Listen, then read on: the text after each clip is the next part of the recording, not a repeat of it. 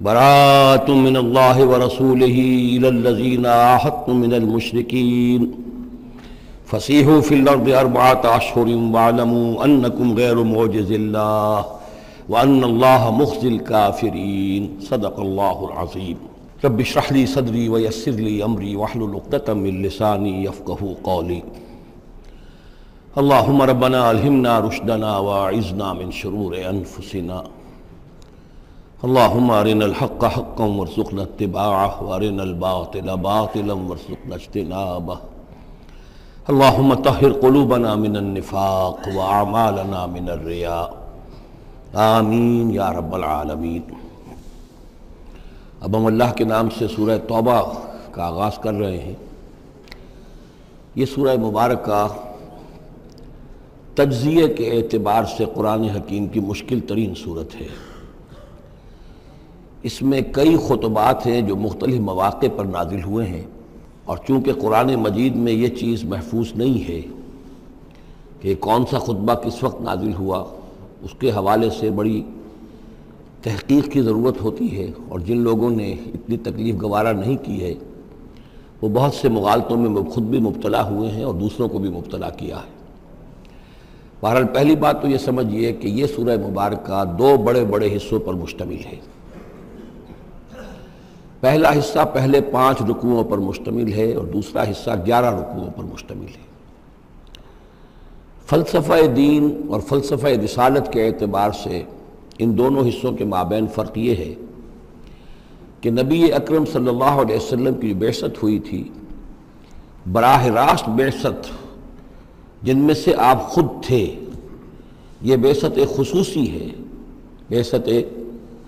خاصہ ہے کہ جو مشرکین عرب کی طرف ہے، بنی اسماعیل کی طرف ہے۔ ایک آپ کی بعثت عمومی ہے پوری نوع انسانی کی طرف، آپ 2 بعثتوں کے ساتھ مبعوث فرمائے گئے۔ آپ کی جو بعثت خصوصی ہے الی اہل العرب، بنی اسماعیل، مشرکین عرب، چونکہ آپ انہی میں سے تھے اور انہی کی زبان میں آپ نے آخری اتمام حجت کر دیا، لہذا ان کے ضمن میں اللہ تعالیٰ کا جو قدیم قانون ہے رسولوں کے بارے میں کہ اگر کوئی قوم جس کی طرف رسول بھیجا جائے اور وہ اتمام حجت کر دے اور پھر بھی وہ قوم تسلیم نہ کرے تو اس قوم کو ہلاک کر دیا جاتا تھا، عذاب استیصال۔ تو اس قوم کے حق میں تو یہ آخری فیصلہ جو ہے اللہ تعالیٰ کا اسی قانون کے تحت نافذ ہوا۔ اس آخری فیصلے کا جو معاملہ ہے وہ ہے جو پہلے 5 رکوعوں میں آیا ہے۔ یہ حضور صلی اللہ علیہ وسلم کی بعثت خصوصی سے متعلق ہے، اہل عرب کی طرف۔ البتہ چونکہ آپ کی بعثت عمومی ہے پوری نوع انسانی کے لیے، آپ نے جزیرہ نما عرب میں دین کو غالب کر دیا، قائم کر دیا۔ بعثت خصوصی کا تو گویا کہ آخری مقصد آخری درجے میں مکمل ہو گیا، لیکن یہ بعثت عمومی کے کام کا آپ نے آغاز فرمایا ہے صلح حدیبیہ کے بعد۔ آپ نے 7 ہجری تک کوئی مبلغ، کوئی داعی کہیں باہر نہیں بھیجا، جب تک کہ جزیرہ نما عرب میں اس حد تک کامیابی نہیں ہو گئی کہ قریش نے آپ کو تسلیم کر لیا اور آپ کے ساتھ صلح کی، تو جس کو کہ اللہ تعالیٰ نے انا فتحنا لک فتحا مبینا قرار دیا ہے، اس وقت تک آپ نے اپنی پوری توجہ، آپ نے پورا وقت، آپ نے ساری صلاحیتیں، اپنی قوتیں مرکوز رکھی ہیں جزیرہ نما عرب کے اندر۔ البتہ جب اس حد تک کام پورا ہو گیا سن 7 میں، سن 6 میں صلح حدیبیہ ہوئی ہے، تو اس کے بعد آپ نے نامہ بر بھیجے، اپنے خطوط بھیجے، قیصر کے نام بھیجا، کسریٰ کے نام بھیجا، مقوقس کے نام بھیجا، نجاشی بھی اب جو اس وقت تھا، وہ نجاشی جو ایمان لائے تھے فوت ہو چکے تھے، ان کی تو غائبانہ نماز جنازہ بھی حضور نے پڑھائی تھی۔ اب جو نجاشی تھے وہ مسلمان نہیں تھے، ان کے پاس بھی خط گیا۔ ان خطوط کے نتیجے میں سلطنت روما سے ایک ٹکراؤ شروع ہو گیا۔ غزوہ موتا ہوا اور اس کے بعد غزوہ تبوک۔ یہ جو 2 غزوات ہیں ان کا تعلق حضور کی بعثت عمومی سے ہے کہ اب بیرون ملک عرب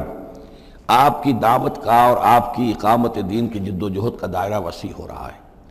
تو 11 رکوع اس سورہ مبارکہ کے اس سے بحث کر رہے ہیں، وہ غزوہ تبوک کے گرد ہیں۔ ان میں سے 4 رکوع وہ ہیں کہ جو غزوہ تبوک کے لیے ذہنی تیاری کے لیے، اور اس کے بعد کچھ آیات وہ ہیں کہ جو تبوک جاتے ہوئے اور تبوک سے واپسی پر نازل ہوئیں، اور کچھ حصہ وہ ہے جو تبوک سے واپس آ کر نازل ہوا، وہ تو ہے 11 رکوع جو چھٹے سے شروع ہو کر 16ویں تک جائیں گے مسلسل۔ البتہ پہلے 5 رکوع وہ ہیں کہ جن میں اندرون جزیرہ نمائے عرب، اندرون ملک آپ کے جو مشن تھا اس کی تکمیل کا جو آخری مرحلہ تھا اس کا اعلان ہو رہا ہے۔ اب یہ جو 5 رکوع ہیں ان میں بھی ایک عجیب تقسیم ہے۔ ان میں 2 رکوع وہ ہیں کہ جو سن 8 ہجری میں فتح مکہ سے قبل نازل ہوئے ہیں، ان میں تیار کیا گیا ہے مسلمانوں کو فتح مکہ کے لیے کہ وہ نکلیں، اور ساری رد و قدا ہو رہی ہے کچھ لوگوں کی طرف سے، کچھ منافقین کی طرف سے، کچھ سادہ دل مسلمانوں کی طرف سے، نیک دل مسلمانوں کی طرف سے، کچھ ایسے لوگوں کی طرف سے کہ جن کے وہاں رشتہ دار ہیں کہ اب اگر جنگ ہوگی اور جا کر ہم حملہ کریں گے مکے پر تو اس سے یہ ہے کہ ان رشتہ داروں کو بھی گدن پہنچے گا۔ کچھ ایسے مسلمان تھے جن کی فیملیز وہاں تھیں اور انہیں اندیشہ تھا کہ وہ کہیں جب یہ چکی پیسے گی تو کہیں گندم کے ساتھ گھن بھی نہ پیس جائے۔ تو ایک رد و قدا ہے جو ان 2 رکوعوں میں آپ کو ملے گی کہ جو نازل ہوئے ہیں سن 8 میں فتح مکہ سے قبل، اور 3 رکوع وہ ہیں کہ جو نازل ہوئے ہیں سن 9 میں ذی قعدہ کے بعد۔ اور یہ جب کہ فتح مکہ ہو چکا، اس سال حضور نے حج نہیں کیا، پھر اگلے سال آپ نے بھی دوبارہ حج نہیں کیا، لیکن آپ نے ایک قافلہ بھیج دیا تھا کہ وہ جائے، اور اس کے امیر کی حیثیت سے حضرت ابوبکر صدیق رضی اللہ تعالیٰ عنہ تھے امیر الحج۔ لیکن جب وہ قافلہ روانہ ہو چکا تھا ذی قعدہ سن 9 میں، تو پھر وہ آیات نازل ہوئیں کہ جو 3 رکوعوں پر مشتمل ہیں، جن میں آخری اعلان کیا گیا ہے کہ اب آئندہ یہاں کوئی عرب، کوئی مشرک حج کے لیے نہیں آئے گا۔ سن 9 کا حج وہ مشترک تھا، اس میں اہل ایمان بھی تھے اور اہل شرک بھی تھے، مشرکین مکہ بھی تھے، ان کو بھی اجازت تھی۔ اور وہاں اعلان کیا گیا کہ آئندہ مشرکین کے ساتھ اللہ کا کوئی معاہدہ نہیں ہے، اور ایک مہلت دی جا رہی ہے اتنے وقت معین کی، اس کے اندر یا تو وہ اسلام لے آئیں اور یا ان کا قتل عام ہو جائے گا۔ یہ سخت ترین آیات ہے قرآن مجید کی کہ جو اس حصے میں نازل ہوئی ہیں، لیکن اس کا فلسفہ سمجھ لیجئے، یہ قائم مقام ہے اس عذاب استیصال کے جو عذاب قوم نوح پر آیا، قوم ہود پر آیا، قوم صالح پر آیا، قوم شعیب پر آیا، سدوم اور عمورہ کی بستیوں پر آیا، آل فرعون پر آیا۔ وہ اب مشرکین عرب پر اس لیے آنا ضروری تھا کہ ان کی طرف حضور بھیجے گئے، انہی کی زبان میں کتاب اتار دی گئی، ان پہ اتمام حجت ہو گیا، حق مبرہن ہو گیا۔ اب اگر وہ ایمان نہیں لا رہے ہیں تو عذاب استیصال کے مستحق ہو چکے ہیں۔ البتہ یہ کہ انہیں پہلی قسط جو دی گئی عذاب کی وہ تو غزوہ بدر کی شکل میں تھی، اب آخری یہ ہے کہ چیلنج کر دیا گیا کہ اب اتنی مدت کے اندر اگر تم ایمان لے آؤ گے تو تمہاری خیریت ہے، نہیں لاؤ گے تو تمہیں قتل کر دیا جائے گا۔ اور اس میں خود بخود امپلائڈ تھی یہ بات کہ اگر تم نہ ایمان لانا چاہو نہ قتل ہونا چاہو تو جزیرہ نمائے عرب کو خیر بات کہہ کے چلے جاؤ، جہاں سینگ سمائے چلے جاؤ، اب عرب میں نہیں رہ سکتے۔ اس جزیرہ نمائے عرب کو پاک کر دیا جائے گا شرک۔ تو 2 رکوع وہ 3 یہ۔ اب اس میں ایک اور کمپلیکیشن ہے، یہ 2 رکوع پہلے اور 3 رکوع بعد میں، ترتیب زمانی تو یہ ہے، ان 3 رکوعوں کا ایک رکوع پہلے نکال کے لے آیا گیا ہے۔ جیسے میں نے کہا تھا کہ سورہ انفال میں ایک آیت جو تھی کہ جو بڑی اہم تھی اور جو بڑی یوں سمجھیے کہ ایک حساس مسئلے پر تھی کہ مال غنیمت کا کیا ہوگا، اس کو پہلے لے آئے، حالانکہ اس کا اصل حکم، اس کی اصل بحث جو ہے وہ سورت کے اندر چل رہی ہے، جا کے وسط میں آ رہی ہے۔ اسی طریقے سے قرآن کا اسلوب ہے کہ جو خاص بہت اہم شے تھی، اگرچہ وہ ان 3 رکوعوں سے متعلق ہے جو بعد میں نازل ہوئے ہیں، لیکن ان کو پہلے سب سے پہلے صورت میں رکھ دیا گیا ہے۔ تو گویا کہ پہلے 5 رکوع بھی 3 حصوں میں ہیں۔ پہلا رکوع جو 6 آیات پر مشتمل ہے، یہ وہ 6 آیات ہیں جن کو دے کر حضرت علی کو بھیجا حضور نے صلی اللہ علیہ وسلم، وہاں جا کر حج کے اعلان کرو، اعلان عام کر دو میری طرف سے کہ اب مشرکین کے ساتھ کوئی معاہدے نہیں۔ اس کے بعد وہ 2 رکوع ہیں جو ایک سال پہلے جو ہے نازل ہوئے ہیں فتح مکہ سے قبل۔ پھر 2 رکوع وہی ہیں کہ جو ان 6 آیات کے تسلسل میں ہیں جو ذی قعدہ سن 9 ہجری میں نازل ہو رہے ہیں۔ تو یہ 3 حصوں میں پہلے 5 رکوع ہیں، لیکن ان 5 رکوعوں کا تعلق محمد الرسول اللہ صلی اللہ علیہ وسلم کی بعثت خصوصی کا جو تکمیلی مرحلہ ہے در حقیقت اس سے ہے۔ برات من اللہ ورسولہ، اعلان برات ہے، لا تعلقی کا اعلان ہے اللہ اور اس کے رسول کی طرف سے، الی الذین عاہدتم من المشرکین، ان لوگوں کی جانب جن سے اے مسلمانوں تم نے مشرکوں میں سے معاہدے کیے ہیں۔ اللہ کی طرف سے سارے معاہدے ختم۔ البتہ یہ بڑا کیٹیگوریکل سٹیٹمنٹ جو آیا ہے، اس کے بعد اس کے اندر تھوڑی تھوڑی وہ جو ہے تفصیل جب آئے گی تو اس میں رعایتیں دی گئی ہیں، لیکن اعلان ایسا ہے۔ اور اس صورت سے پہلے یہ واحد صورت ہے قرآن مجید کی جس سے پہلے آیت بسم اللہ نہیں ہوتی، اور اس کا سبب یہ بیان کیا ہے حضرت علی رضی اللہ تعالیٰ عنہ نے کہ یہ صورت تو ننگی تلوار لے کر نازل ہوئی ہے۔ آیت بسم اللہ میں تو اللہ کے نام ہے الرحمن الرحیم، تو یہ صورت جو ہے یہ تو ننگی تلوار لے کر نازل ہوئی ہے۔ اہل شرک کے لیے جو اعلان اس میں کیا گیا ہے کہ ان کو قتل کیا جائے گا، قتل عام ہوگا، تو گویا کہ اس کے مضامین جو ہیں اللہ تعالیٰ کی وہ رحمانیت اور رحیمیت کے ساتھ بظاہر ان کی مناسبت نہیں ہے، اس لیے اس صورت سے قبل آیت بسم اللہ نہیں لکھی جاتی۔ واللہ عالم۔ برات من اللہ ورسولہ الی الذین عاہدتم من المشرکین، اعلان برات ہے، اعلان لا تعلقی ہے اللہ اور اس کے رسول کی طرف سے ان تمام لوگوں سے کہ جن سے مسلمانوں نے معاہدے کیے۔ فسیحوا فی الارض اربعۃ اشہر، تو گھوم پھر لو اس زمین میں، یعنی اس جزیرہ نماء عرب میں 4 مہینے کی تمہیں مہلت دی جا رہی ہے۔ وَاعْلَمُوا أَنَّكُمْ غَيْرُ مُعْجِزِ اللَّهِ، اور جان لو کہ تم اللہ کو عاجز نہیں کر سکتے، اللہ کو شکست نہیں دے سکتے۔ وَأَنَّ اللَّهَ مُخْزِي الْكَافِرِينَ، اور اللہ تعالیٰ کافروں کو رسوا کر کے رہے گا۔ اب ان کے لیے یہ آخری جو ہے قسط جو ہے اللہ تعالیٰ کی طرف سے عذاب کی وہ آ کر رہے گی۔ یہ جو کیٹیگوریکل سٹیٹمنٹ آیا ہے یہ ان معاہدوں کے ضمن میں تھا کہ جن میں کوئی میعاد معین نہیں تھی، غیر میعادی معاہدے۔ عام معاہدہ ہے دوستی کا، نو وار پیکٹ ہے، اس کے لیے کوئی ٹائم لمٹ نہیں ہے۔ ان کے لیے تو کھلم کھلا کہہ دیا کہ ٹھیک ہے 4 مہینے کی ہم مہلت دے رہے ہیں، اس کے بعد ہمارا کوئی معاہدہ نہیں۔ اور یہ بالکل معقول بات ہے، اس لیے کہ ایک ہی دن میں نہیں کیا ہے۔ وہ بات بھی ہو گئی کہ معاہدہ پہلے جو ہے ان کی طرف پھینک دیا گیا، فَأَنبِذْ عَلَيْهِمْ عَلَىٰ سَوَاءٍ،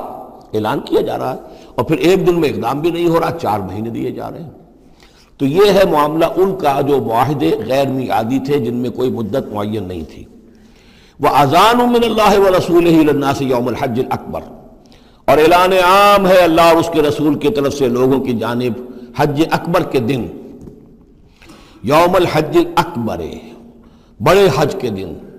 بڑے حج سے مراد حج ہے، یہ ہمارے ہاں جو عام خیال ہے کہ جمعے کو حج ہو تو حج اکبر ہے، یہ بغیر کسی بنیاد کے ہے۔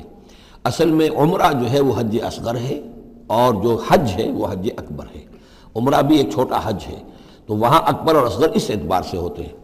تو یوم الحج الاکبر، جب جو حج آ رہا ہے اس دن ان اللہ بریء من المشرکین ورسولہ، اعلان عام، چونکہ حج میں تو تمام اطراف و اکناف جو ہیں جزیرہ نماء عرب کے وہاں سے لوگ آئے ہوئے ہیں، تو اعلان عام ہو جائے گا کہ اللہ تعالیٰ بری ہے، الگ ہے، اس کا کوئی معاہدہ مشرکین کے ساتھ نہیں ہے، نہ صرف اللہ بلکہ اس کے رسول بھی۔ وَإِن تُبْتُمْ فَهُوَ خَيْرٌ لَكُمْ، اور اگر تم باز آ جاؤ، توبہ کر لو تو تمہارے لیے بہتر ہے، اسی میں خیریت ہے۔ وَإِن تَوَلَّيْتُمْ، اگر تم پیٹھ موڑ لو گے، روگردانی کرو گے، فَاعْلَمُوا أَنَّكُمْ غَيْرُ مُعْجِزِ اللَّهِ، تو سن رکھو تم اللہ کو عاجز نہیں کر سکتے، تم اللہ کو شکست نہیں دے سکتے۔ وَبَشِّرِ الَّذِينَ كَفَرُوا بِعَذَابٍ أَلِيمٍ، اور ان کافروں کو اے نبی بشارت دے دیجئے دردناک عذاب کی۔ إِلَّا الَّذِينَ عَاهَدتُّم مِّنَ الْمُشْرِكِينَ، اب یہاں ایک استثناء ہو رہا ہے، یہ ہیں جن کے ساتھ میعادی معاہدے تھے، 2 سال کا معاہدہ ہے، 1 سال کا معاہدہ ہے، 6 ماہ کا معاہدہ ہے، اس کو مستثنیٰ رکھا۔ غیر میعادی معاہدہ تھا، یہ اعلان کر دیا اور 4 مہینے کی مہلت دے دی۔ جو میعادی تھا اس کو فرمایا الا الذین عاہدتم من المشرکین، ہاں اس کے سوا وہ لوگ ہوں گے کہ جن سے تم نے مسلمانوں مشرکین میں سے جن سے معاہدے کیے، ثم لم ينقصوکم شیئا، پھر انہوں نے کوئی کمی نہیں کی، کوئی شے جو ہے جو بھی شرائط تھی اس میں سے کسی میں کوئی کمی نہیں کی، وہ اپنے معاہدے کی شرائط کی پابندی کرتے رہے۔ وَلَمْ يُظَاهِرُوا عَلَيْكُمْ، اور نہ تم پر تمہارے دشمنوں کی کوئی مدد کی، احدن کسی کی بھی، فَأَتِمُّوا إِلَيْهِمْ عَهْدَهُمْ، تو ان کے لیے ان کی مدت مکمل کر دو، اِلَى مُدَّتِهِمْ، جو بھی مدت ہے، کسی کی 2 سال کی ہے، کسی کی 6 مہینے کی ہے، تو جو میعادی معاہدہ ہے اس کی بشرطے کہ ان کی طرف سے کوئی خلاف ورزی نہ ہوئی ہو تو ان کی مدت جو ہے وہ پوری کر دو۔ ان اللہ یحب المتقین، یقیناً اللہ تعالیٰ تقوی والوں کو پسند کرتا ہے۔ فَإِذَا انْسَلَخَ الْأَشْهُرُ الْحُرُمُ، جب یہ مہینے جو رعایت کے مہینے ہیں، پناہ کے مہینے ہیں، یعنی 2 شکلیں ہو گئی،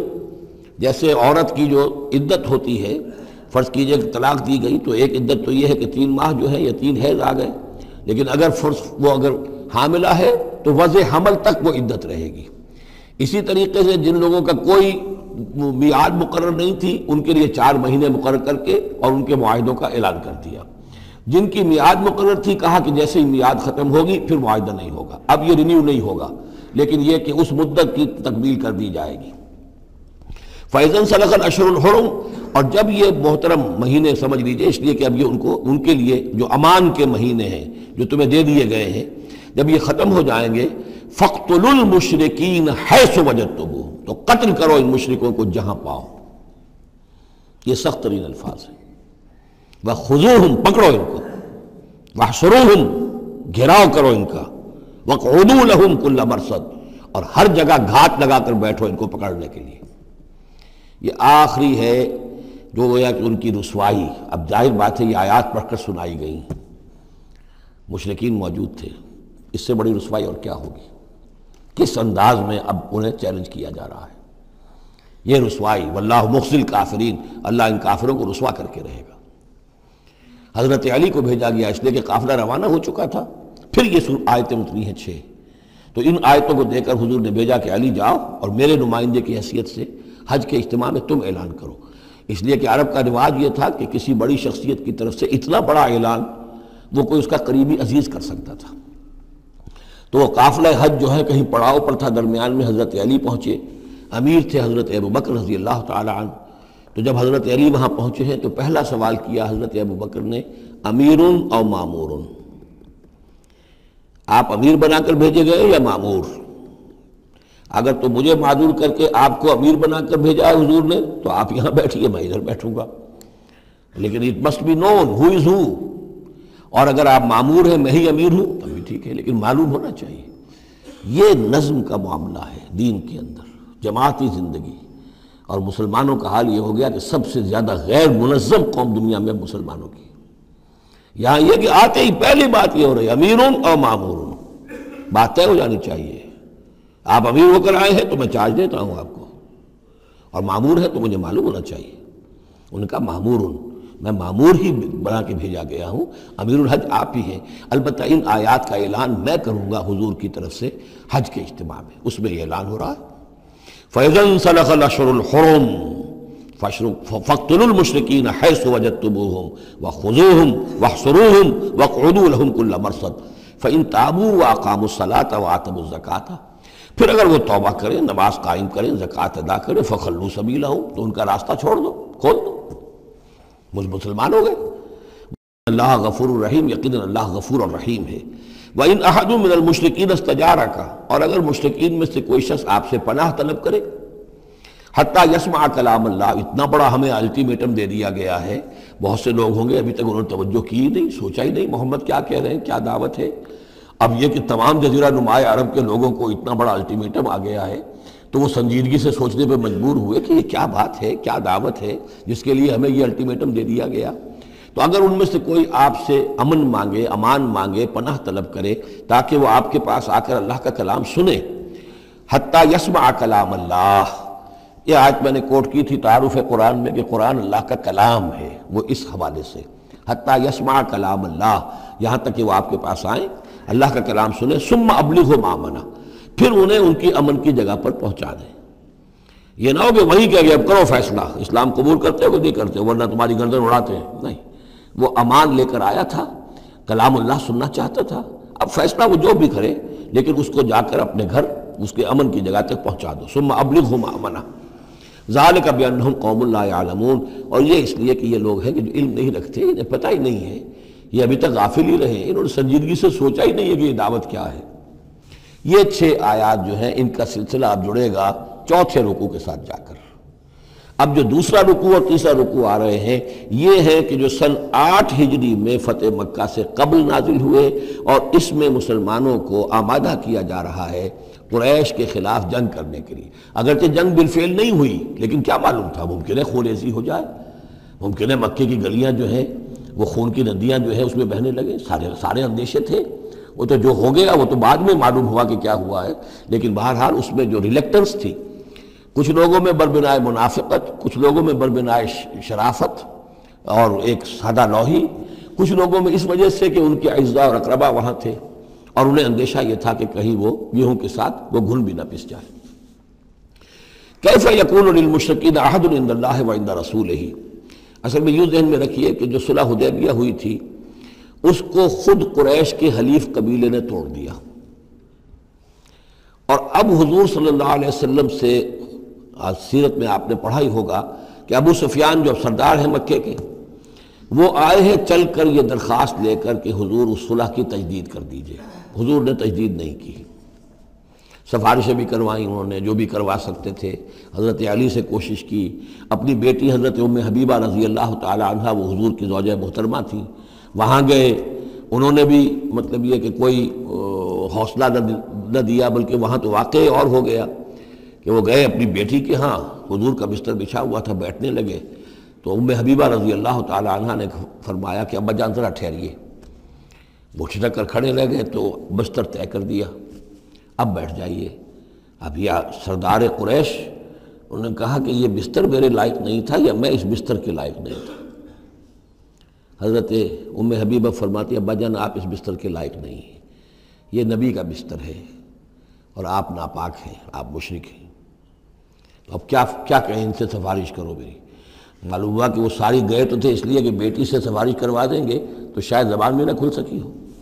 پر اس وقت ہو سکتا ہے کہ بہت سے لوگوں نے یہ چیمے گوئیاں کی ہو کہ دیکھیے اچھی بات نہیں ہے، صلح اچھی بات ہوتی ہے، اب یہ قریش کا سردار آیا ہے، گڑ گڑا رہا ہے، سفارشیں کروا رہا ہے، تو صلح کر لینی چاہیے، کیوں صلح نہیں کر رہے حضور؟ اس کو پس منظر میں رکھیے، تب یہ آیتیں آپ کی سمجھ میں آئیں گی۔ کیف یکون للمشرکین عہد عند اللہ، کیسے ہو سکتا ہے مشرکین کے لیے کوئی عہد اللہ کے نزدیک، وعند رسولہ اور اس کے رسول کے نزدیک، الا الذین عاہدتم من المسجد الحرام، سوائے ان کے کہ جن کے ساتھ تم نے معاہدہ کیا تھا مسجد حرام کے پاس صلح حدیبیہ، فما استقاموا لکم فاستقیموا لہم، تو جب تک وہ اس پر قائم رہے، سیدھے رہے تمہارے لیے، تم بھی قائم رہو، سیدھے رہو۔ ان اللہ یحب المتقین، لیکن اللہ تعالیٰ متقیوں کو پسند کرتا ہے، یعنی جب تک انہوں نے نہیں توڑا تھا معاہدہ ہم نے بھی پیروی کی، ہم نے اس کی پوری جو ہے پوری پابندی کی، لیکن یہ کہ اب جب کہ ان کی طرف سے یہ توڑا جا چکا ہے تو اب کوئی دباؤ نہیں ہے، کوئی اخلاقی اصول نہیں ہے کہ لازماً معاہدے کی تجدید کی جائے، اب صورتحال کو دیکھنا ہے۔ حضور کو پورا اندازہ ہو چکا تھا کہ اب ان مشرکین میں اتنا دم نہیں ہے کہ وہ مقابلہ کر سکیں، تو معاہدے کا مطلب کیا ہوتا کہ کفر اور شرک کو ایک فریش لیز آف ایگزسٹنس دے دیا جائے، 10 سال کے لیے اگر معاہدہ کریں 10 سال کے لیے کفر جو ہے ڈنکا بجائے گا، تو حضور کو پورا اندازہ تھا، اس لیے آپ نے تجدید نہیں کی۔ کیف وَإِن يَظْهَرُوا عَلَيْكُمْ، کیسے جبکہ اگر وہ تم پر کہیں قابو پا لیں، غالب آ جائیں، لا يرقبوا منکم الا ولا ذمہ، تو ہرگز لحاظ نہیں کریں گے نہ تمہاری قرابت کا نہ عہد کا، ان کے ہاں تو نہ قرابت کے کوئی معنی ہے نہ معاہدے کے کوئی معنی ہے، معاہدہ جب بھی چاہا توڑ دیا، قرابت داری کے خلاف کیا۔ یرضونکم بافواہہم، اب وہ جو آئے ہیں صلح کی تجدید کرنے کے لیے اور چاپلوسی کر رہے ہیں، وہ چاہتے ہیں کہ تمہیں راضی کر لے اپنے منہ سے، وتابا قلوبہم، اب بھی ان کے دل انکاری ہیں، دل اب بھی نہیں مان رہے، واکثرہم فاسقون، اور ان کی اکثریت فاسقین پر مشتمل ہے۔ اشتروا بآیات اللہ ثمنا قلیلا، یہ وہی لوگ ہیں جنہوں نے اللہ کی آیات کو فروخت کیا ہے حقیر سی قیمت کے عوض، اپنی چودراہٹیں، اپنی سیادتیں، حق کو پہچاننے کے باوجود محمد رسول اللہ 13 برس تک ان کے ہاں 12 برس تک دعوت دیتے رہے، انہوں نے قرآن مجید کو رد کیا، فصدوا عن سبیلہ، لوگوں کو روکتے رہے، خود بھی رکے رہے اللہ کے راستے سے، انہم ساء ما کانوا یعملون، بہت ہی برا ہے ان کا عمل جو رہا ہے۔ لا يرقبون فی مومن الا ولا ذمہ، دوبارہ یہ کسی مومن کے حق میں نہ قرابت کا کوئی لحاظ کرتے ہیں نہ کسی عہد اور معاہدے کا کرتے ہیں، وَأُولَٰئِكَ هُمُ الْمُعْتَدُونَ، اور حقیقت میں یہی لوگ ہیں جو حد سے زیادہ تجاوز کرنے والے ہیں۔ فَإِن تَابُوا وَأَقَامُوا الصَّلَاةَ وَآتَوُا الزَّكَاةَ، پھر بھی اللہ نے راستہ کھلا رکھا ہوا ہے، اب بھی کھلی بات ہے کہ اگر وہ توبہ کریں اور نماز قائم کریں اور زکوٰۃ دیں، فَإِخْوَانُكُمْ فِي الدِّينِ، تو وہ تمہارے دینی بھائی ہیں، وَنُفَصِّلُ الْآيَاتِ لِقَوْمٍ يَعْلَمُونَ، اور ہم اپنی آیات کی تفصیل بیان کر رہے ہیں ان لوگوں کے لیے جو علم رکھتے ہیں، جو علم حاصل کرنا چاہیں۔ وَإِن نَكَثُوا أَيْمَانَهُمْ مِن بَعْدِ عَهْدِهِمْ، اور اگر انہوں نے توڑ دیا ہے اپنی اس قسم کو اور معاہدے کو اس کے باندھنے کے بعد، وَطَعَنُوا فِي دِينِكُمْ، اور جبکہ وہ انہوں نے عیب لگایا ہے تمہارے دین کے معاملے میں، فَقَاتِلُوا أَئِمَّةَ الْكُفْرِ، تو اب جنگ کرو ان کفر کے اماموں سے۔ یہ ہے الفاظ جو بہت نوٹ کرنے کے۔ ائمۃ الکفر کون تھے جزیرہ نما عرب میں؟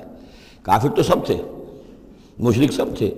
ائمۃ الکفر ائمۃ الشرک یہ قریش تھے،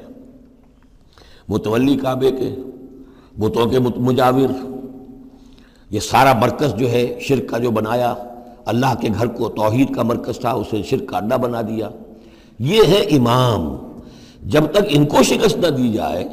تو ظاہر بات ہے کہ جزیرہ نماء عرب پر دین کے غلبے کا تصور نہیں ہے، چاہے وہاں کوئی فارمل حکومت نہیں تھی، کوئی سلطنت نہیں تھی، کوئی ریاست نہیں تھی، کوئی جو ہے فارمل دارالخلافہ نہیں تھا، لیکن معنوی اعتبار سے یہ ام القریٰ، یہ مرکزی بستی ہے، یہ ہے اس پورے جزیرہ نماء عرب کا صدر مقام ایک اعتبار سے، اور یہاں کے جو لوگ ہیں ائمۃ الکفر ان کے ساتھ جنگ کرو، فقاتلوا ائمۃ الکفر، تو قتال کرو ان کفر کے اماموں سے، انہم لا ایمان لہم، ان کی کسی قسم کا کوئی پاس نہیں، ان کی کوئی قسمیں نہیں ہیں، کوئی اعتبار نہیں، لعلہم ینتہون، شاید کہ وہ باز آ جائیں، یعنی سختی سے شاید باز آ جائیں، اے مسلمانوں نرمی کے ساتھ وہ باز آنے والے نہیں ہیں۔ الا تقاتلون قوما نکثوا ایمانہم، کیا ہو گیا تمہیں؟ تم جنگ نہیں کرنا چاہتے ایسی قوم سے جنہوں نے اپنے عہد کو توڑا؟ معاہدہ انہوں نے توڑا ہے، مسلمانوں نے نہیں توڑا، نہ مسلمانوں کے حلیف قبیلے نے توڑا،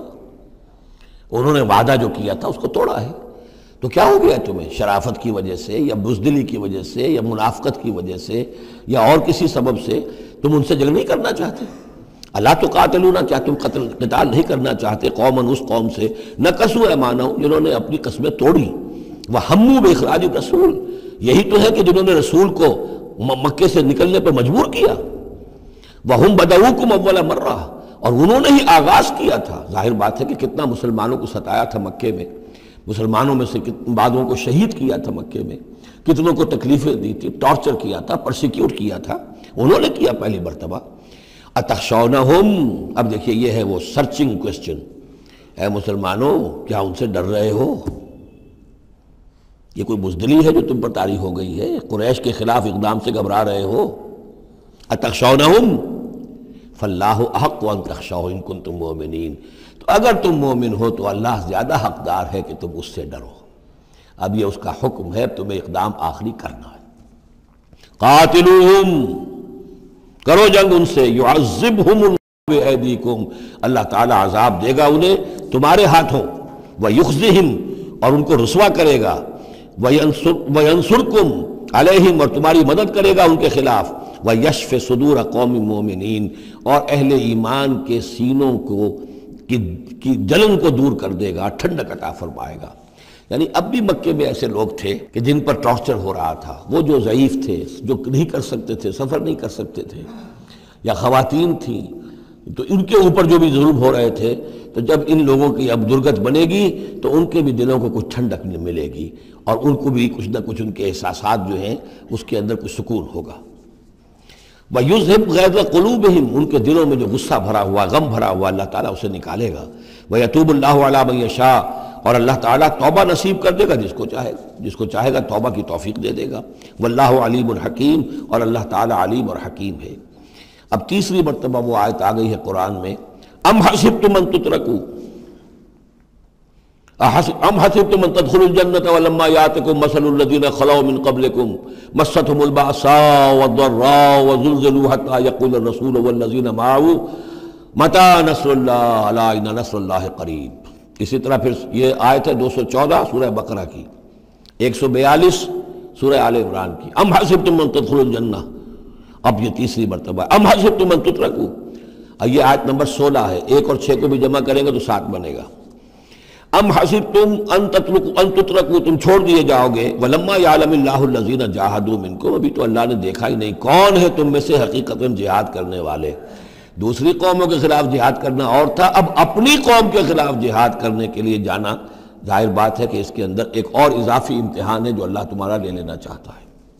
وَلَمْ يَتَّخِذُوا مِن دُونِ اللَّهِ وَلَا رَسُولِهِ وَلَا الْمُؤْمِنِينَ وَلِيًّا، اور دیکھ لینا چاہتا ہے اللہ کہ کون ہے وہ لوگ کہ جو اللہ کے سوا اور اس کے رسول کے سوا اور اہل ایمان کے سوا کسی کے ساتھ دلی تعلق، دلی محبت اور دلی رازداری کا کوئی تعلق نہیں رکھتے۔ یہ رشتے جب تک کٹیں گے نہیں ایمان کی تلوار سے، اس وقت تک تمہارا خلوص جو ہے اللہ کے ساتھ اور دین کے ساتھ وہ کیسے ثابت ہوگا۔ وَاللَّهُ خَبِيرٌ بِمَا تَعْمَلُونَ، اور جو کچھ تم کر رہے ہو اللہ اس سے باخبر ہے۔ ما کان للمشرکین ان یعمروا مساجد اللہ، ان مشرکوں کا تو یہ حق نہیں ہے کہ وہ آباد کریں اللہ کے گھروں کو. یہ مسجد ہے، اللہ کا گھر ہے، یہ بیت اللہ ہے، یہ مشرکین اس کے متولی بنے بیٹھے ہیں، ان کا کوئی حق نہیں ہے. یہ توحید کا مرکز ہے بیت اللہ. ما کان للمشرکین، نہیں ان کا یہ حق، ان یعمروا مساجد اللہ، یہ متولی بنے بیٹھے ہوئے ہیں اس کے، شاہدین علی انفسہم بالکفر، اپنے اوپر کفر کی گواہی دیتے ہوئے، یعنی اعلانیہ کافر ہیں، مشرک ہیں، اور پھر اس بیت اللہ کے متولی بنے ہوئے. اولئک حبطت اعمالہم، ان کے سارے اعمال حبط ہو گئے. یعنی حاجیوں کی خدمت کر دی، پانی پلا دیا، یہ کر دیا، وہ کر دیا، ان کی کوئی حیثیت اللہ کی نگاہ میں نہیں ہے. ان کے جو شرک ہے اور کفر ہے اس نے ان کے تمام اعمال حبط کر دیے. وفی النار ہم خالدون، اور آگ ہی میں وہ رہیں گے ہمیشہ ہمیشہ. انما یعمر مساجد اللہ من آمن باللہ والیوم الآخر، مسجدیں اللہ کی مسجدوں کو آباد کرنا تو ان کا حق ہے جو ایمان لائے اللہ پر اور یوم آخر پر، واقام الصلاۃ، اور نماز قائم کریں، وآت الزکوٰۃ، اور زکوٰۃ ادا کریں، ولم یخش الا اللہ، اور نہ ڈرے کسی سے سوائے اللہ کی. فعسیٰ اولئک ان یکونوا من المہتدین، تو ایسے لوگ ہیں کہ جو جن کے بارے میں توقع ہے کہ وہ راہ یاب ہوں گے اور منزل مراد تک پہنچ جائیں گے. اجعلتم سقایۃ الحاج وعمارۃ المسجد الحرام کمن آمن باللہ والیوم الآخر، کیا تم نے حاجیوں کو پانی پلانا اور مسجد حرام کو آباد رکھنا اس کو برابر کر دیا ہے اس کے کہ جو شخص ایمان لایا اللہ پر اور یوم آخر پر، وجاہد فی سبیل اللہ، اللہ کی راہ میں جہاد کرے. یہ مشرکین مکہ، مشرکین قریش جو کیا کرتے ہیں، ان کا یہی کریڈٹ ان کا کیا ہے کہ جو ہے بیت اللہ کو آباد رکھا ہوا ہے، حاجی آ رہے ہیں تو ان کی خدمت کر رہے ہیں، انہیں دودھ پانی پلا رہے ہیں، تو بس یہ تو کیا یہ چیزیں برابر ہو گئی ان کے کہ جو ایمان لائے اللہ پر اور یوم آخر پر اور جنہوں نے جہاد کیا اللہ کی راہ میں؟ لا یستوون عند اللہ، یہ دونوں برابر نہیں اللہ کے نزدیک. واللہ لا یہدی القوم الظالمین، اور اللہ ایسے ظالموں کو ہدایت نہیں دیتا. الذین آمنوا وہاجروا وجاہدوا فی سبیل اللہ باموالہم وانفسہم،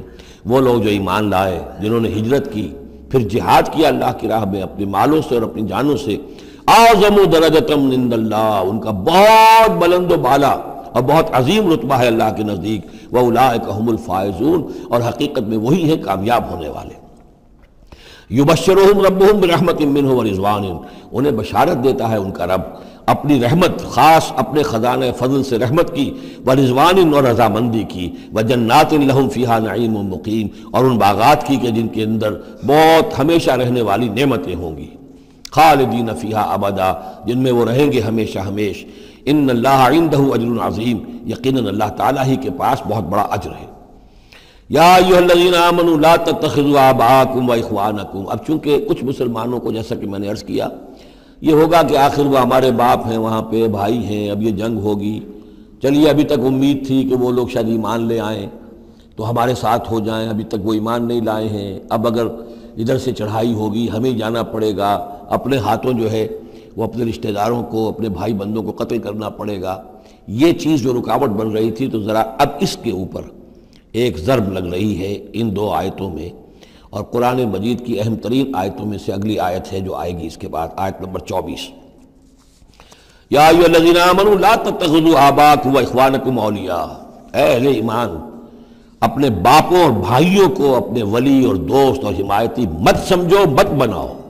ان استحبوا الکفر علی الایمان، اگر انہوں نے ایمان کے مقابلے میں کفر کو پسند کیا ہے. اگر اب بھی تمہارے دل میں ان کے لیے محبت ہے اور تمہارے دل میں وہ تعلق جو ہے موجود ہے، تو اس کا مطلب یہ ہے کہ پھر ایمان کے ساتھ رشتہ تمہارا مضبوط نہیں ہے، اللہ کے لیے غیرت نہیں ہے، دین کے لیے، توحید کے لیے غیرت نہیں ہے. یا ایھا الذین آمنوا لا تتخذوا آباءکم واخوانکم اولیاء ان استحبوا الکفر علی الایمان ومن یتولہم منکم، تو جو کوئی بھی ان کے ساتھ وہ ولایت کا تعلق رکھے گا، دوستی اور جو پشت پناہی کا، فَأُولَٰئِكَ هُمُ الظَّالِمُونَ، تو خود وہ بھی پھر ظالموں میں شریک ہو جائیں گے. اب وہ آیت آ رہی ہے، خاصی طویل آیت ہے اور یہ بہت ہی اہم آیت ہے. قل، اے نبی ان سے کہہ دیجئے، ان کان آباؤکم وابناؤکم واخوانکم وازواجکم وعشیرتکم واموال اقترفتموها وتجارۃ تخشون کسادها ومساکن ترضونها احب الیکم من اللہ ورسولہ وجہاد فی سبیلہ فتربصوا حتی یاتی اللہ بامرہ واللہ لا یہدی القوم الفاسقین. اے نبی ان سے کہہ دیجئے اگر ہو تمہیں تمہارے باپ اور تمہارے بیٹے اور تمہارے بھائی اور تمہاری بیویاں یا بیویوں کے لیے شوہر اور تمہاری برادری رشتہ دار اور وہ مال جو تم نے بہت محنت سے کمائے ہیں جمع کیے ہیں، وہ تجارت جس کے مندے کا تمہیں خطرہ رہتا ہے، ڈرتے رہتے ہو، اور وہ حویلیاں اور وہ محل جو تم نے بنائے ہیں تمہیں بہت پسند ہیں، مساکن ترضونہا، اگر یہ 8 چیزیں محبوب تر ہیں، احب الیکم، ان 8 کی محبت زیادہ ہے تمہارے دلوں میں، من اللہ و رسولہ و جہاد فی سبیلہ، اللہ کی محبت، رسول کی محبت، اللہ کی راہ میں جہاد کی محبت، اگر یہ 3 محبتیں کم ہیں وہ زیادہ ہیں، فتربصوا، تو جاؤ انتظار کرو، دفع ہو جاؤ، فتربصوا، جاؤ انتظار کرو، حتی یاتی اللہ بامرہ، یہاں تک کہ اللہ اپنا فیصلہ سنا دے، واللہ لا یہدی القوم الفاسقین، اللہ ایسے فاسقوں کو راہیاب نہیں کرتا۔ بہت سخت آیت ہے، بہت اہم آیت ہے، بڑی کیٹیگوریکل ہے۔ ہر شخص اپنے باطن میں ایک ترازو نصب کرے، اپنے باطن میں، کسی اور کو نہ ناپیے تولیے، یہ اپنے آپ کو تولیے۔ بل الانسان علی نفسہ بصیرہ، انسان اپنے آپ سے خوب واقف ہے۔ ایک میں ڈالیے پلڑے کے اندر یہ 8 محبتیں، باپوں کی محبت، بیٹوں کی، بھائیوں کی، بیویوں کی یا شوہروں کی، اسپاؤسز کی، یا اس کے بعد رشتہ داروں کی، اور 3 شکلیں ہیں مال کی، وہ مال جو جمع کیا ہے، اور وہ تجارت جو بڑی محنت سے جمائی ہے، اس کا مندے کا اندیشہ رہتا ہے، اور وہ گھر بنائے ہیں، محل بنائے ہیں، کوٹھیاں بنائی ہیں، ولاز بنائے ہیں، بڑے ان کو سجایا ہے، ڈیکوریٹ کیا ہے۔ اگر ان 8 چیزوں کی محبت تمہارے دل میں زیادہ ہے، اللہ کی محبت، اس کے رسول کی محبت، اللہ کی راہ میں جہاد کی محبت سے، یہاں یہ تیسری چیز ہے کانکریٹ۔ پہلی 2 تو آپ کہہ سکتے ہیں میرے دل میں بڑی محبت ہے، آپ کو کیا پتہ، ٹھیک ہے بھائی، ہو سکتا ہے ٹنوں محبت ہو اللہ کی آپ کے دل میں، اور رسول کا بھی عشق ہو سکتا ہے کہ ٹنوں ہو آپ کے دل میں، لیکن تیسری محبت تو نظر آ جائے گی، اللہ کی راہ میں جہاد کی محبت کتنی ہے۔ اگر یہ 3 محبتیں ہلکی ہیں، وہ پڑنا بھاری ہے، فتربصوا حتی یاتی اللہ بامرہ، تو جاؤ انتظار کرو یہاں تک کہ اللہ اپنا فیصلہ سنا دے، اور اللہ ایسے فاسقوں کو، ایسے ناہنجاروں کو، ایسے سرکشوں کو اللہ تعالیٰ ہدایت نہیں دیتا۔ یہ سیلف اسیسمنٹ سکیم ہے، ہر شخص خود اپنا جائزہ لے، کہاں کھڑا ہے، اس کی allocation of time, allocation of energies, اپنی صلاحیتیں کہاں لگا رہا ہے، کہاں کھپا رہا ہے، کس کام میں لگا رہا ہے۔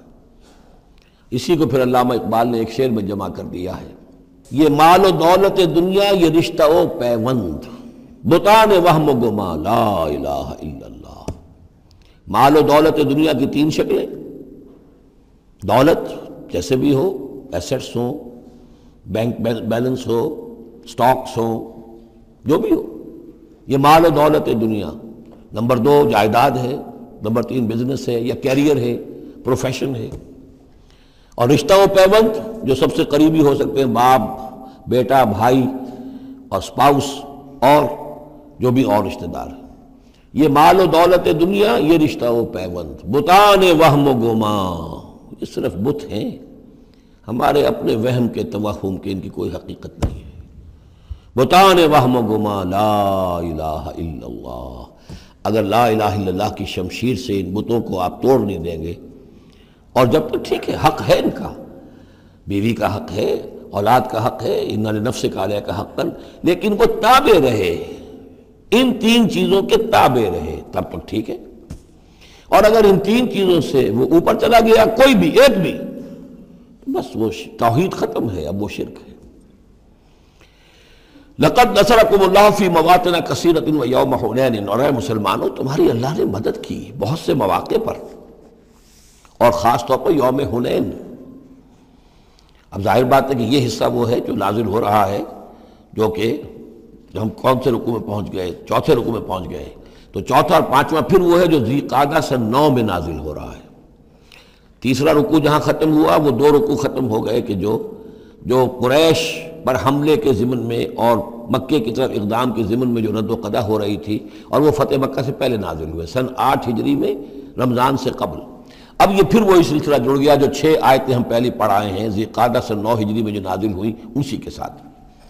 اب ظاہر بات ہے کہ اس وقت جو ہے غزوہ حنین بھی ہو چکا تھا،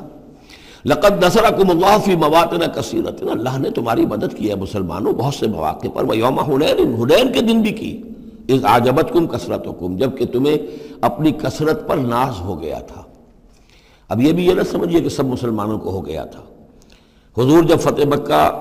کے وقت آئے ہیں مکے میں تو 10,000 مسلمان آپ کے ساتھ تھے، پھر اس کے بعد آپ نے جب طائف پر حملے کا فیصلہ کیا اور اس کے بعد آپ میدان میں نکلے اور حنین کی جنگ ہوئی ہے تو 12,000 کا لشکر آپ کے ساتھ تھا، 10,000 وہ تھے اور 2,000 یا تو وہ لوگ تھے جو فتح مکہ کے بعد ایمان لائے، نو مسلم سمجھ لیجئے اسی وقت جو ایمان لائے، اور یا ابھی وہ مشرک ہی تھے لیکن چونکہ اب وہ رعایا ہو گئے مسلمانوں کی تو وہ بھی گویا کہ شریک تھے اس میں ان کے خادموں اور معاونین کی حیثیت سے۔ 12,000 کا یہ لشکر جب گزر رہا تھا ایک وادی سے، اور اس وادی کے دونوں طرف پہاڑیاں تھیں، تو جو تیر انداز تھے اور وہ بہت ہی نشانے والے لوگ تھے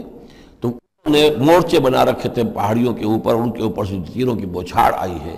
تو یہ نشیب میں ہے، وادی میں ہے، اوپر سے بیراج آ رہا ہے، اس کے نتیجے میں بھگدڑ مچ گئی۔ بعض روایات میں تو آتا ہے کہ حضور کے ساتھ صرف 30-40 آدمی رہ گئے، علامہ شبلی نے یہی لکھا ہے 30-40 آدمی رہ گئے، لیکن سید سلیمان ندوی نے پھر اپنے استاد سے اختلاف کرتے ہوئے اسی میں سیرت النبی میں نوٹ دیا کہ نہیں 300-400 آدمی رہ گئے تھے، لیکن 300-400 آدمی بھی رہ جائیں 12,000 میں سے تو بھگدڑ بہت بڑی۔ اس وقت پھر حضور خود اپنی سواری سے اترے ہیں، علم اپنے ہاتھ میں لیا ہے، رجز آپ نے پڑھا ہے، انا النبی لا کذب انا ابن عبد المطلب، میں نبی ہوں اس میں کوئی شک نہیں، چاہے یہ 12,000 میرا ساتھ دے تب بھی نبی ہوں، کوئی ساتھ نہ دے تب بھی نبی ہوں، اور میں عبد المطلب کا بیٹا یعنی پوتا میدان میں موجود ہوں۔ اس پر پھر یہ کہ آپ نے لوگوں سے کہا کہ پکارو الیہ یا عباد اللہ، الیہ یا اصحاب الشجرہ، الیہ یا اصحاب البدر، کہاں جا رہے ہو اے بدریوں، کہاں جا رہے ہو اے جو صلح حدیبیہ کے وقت جنہوں نے مجھ سے بیعت کی تھی موت کی، بیعت رضوان، کہاں جا رہے ہو؟ پھر لوگ پلٹے ہیں، پھر فتح ہو گئی۔ اذ اعجبتکم کثرتکم، جب کہ تمہیں اپنی کثرت پر ناز ہو گیا تھا، فلم تغن عنکم شیئا، تو وہ کثرت تمہیں کچھ نہ بچا سکی، کچھ کام نہ آ سکی تمہارے، وضاقت علیکم الارض بما رحبت، اور تم پر زمین اپنی پوری فراخی کے باوجود تنگ آ گئی، تنگ پڑ گئی، تنگ ہو گئی، ثم ولیتم مدبرین، اور پھر تم پیچھے پیٹھ موڑ کر بھاگے، ثم انزل اللہ سکینتہ علی رسولہ، پھر اللہ نے نازل فرمایا اپنی طرف سے سکون اور تسکین اپنے رسول پر، وعلی المومنین، اور اہل ایمان پر، وانزل جنودا لم تروها، اور اس وقت بھی اللہ نے ایسے لشکر بھی اتارے جنہیں تم نے نہیں دیکھا، وعذب الذین کفروا، اور عذاب دیا کافروں کو، وذالک جزاء الکافرین، اور یقیناً یہ کافروں کا بدلہ یہی ہے۔ ثم یتوب اللہ من بعد ذلک علی من یشاء، پھر اس کے بعد بھی اللہ تعالیٰ توبہ نصیب فرما دے گا اپنے بندوں میں سے جس کو چاہے گا، اللہ غفور اور رحیم ہے۔ یا ایھا الذین آمنوا انما المشرکون نجس فلا یقربوا المسجد الحرام بعد عامہم ھذا، اہل ایمان یہ مشرک ناپاک ہیں، پلید ہیں، تو اب یہ اس سال کے بعد مسجد حرام کے قریب نہ پھٹکنے پائیں۔ سن 9 کا حج جو ہے کھلا تھا مشرکین کے لیے بھی اور اہل ایمان بھی گئے، حضرت ابو بکر کی زیر امارت قافلہ حج مدینے سے گیا، حضور نہیں گئے، اسی میں اعلان یہ بھی کر دیا گیا اب آئندہ سال سے کوئی مشرک قریب نہیں آ سکے گا، نہ بیت اللہ کے، بیت الحرام کے، نہ حج کے لیے آ سکے گا۔ لا یقرب المسجد الحرام بعد عامہم ھذا، اس سال کے بعد اب وہ قریب نہ پھٹکے مسجد حرام کی۔ وَإِنْ خِفْتُمْ عِلَّةً، اب اندازہ ہوا ہوگا کہ یہ تو آتے تھے لوگ تو ہماری آمدنی ہوتی تھی، حاجی آتے تھے، قربانیاں کرتے تھے، کچھ اور نذریں چڑھاتے تھے، چڑھاوے چڑھاتے تھے تو ہماری آمدنی ہوتی تھی۔ وَإِنْ خِفْتُمْ عِلَّةً، اگر تمہیں فقر کا اندیشہ ہو، فَسَوْفَ يُغْنِيكُمُ اللَّهُ مِنْ فَضْلِهِ، تو عنقریب اللہ تعالیٰ تمہیں غنی کر دے گا اپنے فضل سے، انشاء، اگر وہ چاہے گا۔ ان اللہ علیم الحکیم، یعنی اتنی آئیں گی غنیمتیں تمہارے پاس کہ تم سے سنبھالی نہیں جائیں گی۔ حضور کے انتقال کے بعد چند سال کے اندر اندر سلطنت فارس اور سلطنت روما اور وہاں سے جو سیلاب آیا ہے مال غنیمت کا، تو حضور نے تو یہی فرمایا تھا کہ اے مسلمانوں، اس دنیا سے جاتے ہوئے آپ نے فرمایا تھا کہ مجھے تم پر فقر کا اندیشہ نہیں ہے، مجھے تو اندیشہ اب یہ ہے کہ تم پر دولت کے انبار آ جائیں گے تمہارے قدموں میں، اور پھر تم اس دولت کی وجہ سے ایک دوسرے کی گردنیں مارو گے۔ ان اللہ علیم الحکیم قاتل الذین لا یؤمنون باللہ ولا بالیوم الآخر ولا یحرمون ما حرم اللہ ورسولہ ولا یدینون دین الحق من الذین اوتوا الکتاب حتی یعطوا الجزیۃ عن ید وہم صاغرون۔ یہ آیت بھی فلسفہ دین کے اعتبار سے بہت اہم ہے۔ جنگ کرو ان لوگوں سے جو نہ ایمان رکھتے ہیں اللہ پر نہ یوم آخر پر، جو حرام نہیں ٹھہراتے جس کو اللہ اور اس کے رسول نے حرام ٹھہرایا، اور نہ قبول کرتے ہیں دین حق کی تابع داری من الذین اوتوا الکتاب، ان لوگوں میں سے کہ جن کو کتاب دی گئی تھی، حتی یعطوا الجزیۃ عن ید وہم صاغرون، یہاں تک کہ وہ اپنے ہاتھ سے جزیہ پیش کریں اور چھوٹے ہو جائیں، نیچے رہیں، تابع ہو جائیں۔ یہ فرق ہے جو کیا گیا ہے۔ مشرکین عرب کے لیے تو کوئی آپشن نہیں تھا، یا ایمان لاؤ یا گردن مار دی جائے گی، اس لیے کہ ان میں سے تھے حضور صلی اللہ علیہ وسلم، ان پر اتمام حجت بدرجہ آخر ہو گیا۔ لیکن یہ کہ باقی لوگوں کے لیے، نصارہ اور یہود کے لیے بھی اسی کتاب بقیہ پوری نوع انسانی ہے، تمام انسان، پھر فارس کے لوگ تھے یا ہندوستان کے لوگ تھے یا اور تھے، ان سب کے لیے قانون یہی رہا ہے۔ کسی کے لیے یہ چیلنج نہیں ہے کہ تم یا ایمان لاؤ یا قتل کر دیے جاؤ گے، اس کے بعد کسی کے لیے نہیں۔ یہ خاص وقت تھا اس قوم کے لیے اس عذاب کا کہ جس قوم نے ایک رسول کی دعوت کو رد کیا تھا۔ اب اس کے بعد کوئی رسول ہے بھی نہیں، موجود نہیں ہے، بنفس نفیس تو موجود نہیں ہے، معنوی طور پر ہے، وہ واقعتاً جو ہے مادی طور پر تو نہیں ہے۔ اس حوالے سے اب بقیہ پوری نوع انسانی کا معاملہ کیا ہے؟ ان کے سامنے یہ ہے کہ قتال ان سے بھی کیا جائے گا، جنگ ان سے بھی کی جائے گی، یہاں تک کہ وہ تابع ہو جائیں، اللہ کے دین کی بالادستی کو قبول کر لیں، لیکن اس کے نیچے وہ یہودی رہیں، وہ مجوسی رہیں، وہ ہندو رہیں، وہ سکھ رہیں، وہ پارسی رہیں، وہ جو بھی چاہے رہیں، انڈیویجول کو کسی کو اسلام لانے پہ مجبور نہیں کیا جائے گا، اور یہ نہیں ہوگا کہ گردن اڑا دی جائے گی یا اسلام لاؤ۔ وہ تھا مشرکین عرب کے لیے۔ یہ جو زمین و آسمان کا فرق، اس کو اچھی طرح سمجھ لیجئے۔ یہی وجہ ہے کہ پھر جب دور صحابہ میں اور دور خلافت راشدہ میں فوجیں نکلی ہیں صحابہ کی، تو 3 آپشنز دیتے تھے وہ۔ ایمان لے آؤ، تم ہمارے برابر کے ہو جاؤ گے، تمہارے حقوق ہمارے حقوق برابر، ہم یہ بھی نہیں کہیں گے ہم سینئر ہیں تم جونیئر ہو، تمہارے حق کا برابر، بالکل برابر۔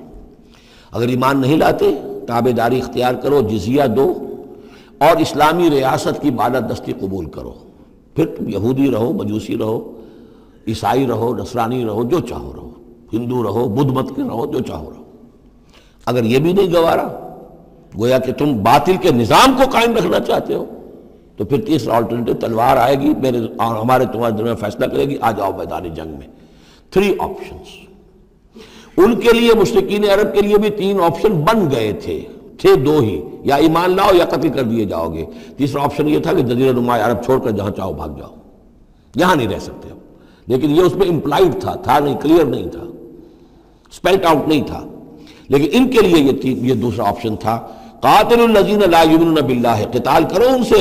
جو ایمان نہیں رکھتے اللہ پر نہ یوم آخر پر، ولا یحرمون ما حرم اللہ ورسولہ، نہ حرام ٹھہراتے ہیں اور سمجھتے ہیں ان چیزوں کو جو اللہ اور اس کے رسول نے حرام کی ہیں، ولا یدینون دین الحق، اور نہ دین حق کو قبول کرنے کے لیے اور اس کی تابعداری کرنے کے لیے تیار ہیں، من الذین اوتوا الکتاب، اہل کتاب میں سے، ان سے بھی جنگ کرو، حتی یعطوا الجزیۃ عن ید، یہاں تک کہ وہ دے جزیہ ہاتھ سے، وہم صاغرون، اور چھوٹے ہو کر رہے،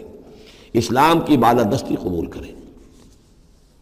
وقالت الیہود عزیر ابن اللہ، اور یہودیوں نے یہ اعتقاد گھڑ لیا تھا کہ عزیر اللہ کے بیٹے ہیں۔ وقالت النصارى المسیح ابن اللہ، اور نصارہ نے یہ عقیدہ گھڑ لیا کہ مسیح اللہ کے بیٹے ہیں۔ ذالک قولہم بافواہہم، یہ ان کی منہ سے باتیں ہیں جو نکلی ہیں، ان کی کوئی حقیقت نہیں ہے۔ یظاہرون قول الذین کفروا من قبل، یہ ریس کر رہے ہیں، نقل کر رہے ہیں ان لوگوں کی باتوں کی کہ جو ان سے پہلے جنہوں نے کفر کیا تھا۔ یہ میں اشارہ کر چکا تھا کہ متھرائزم یہ ایک مذہب تھا پرانا، اور خاص طور پر مصر اس کا بہت بڑا مرکز تھا۔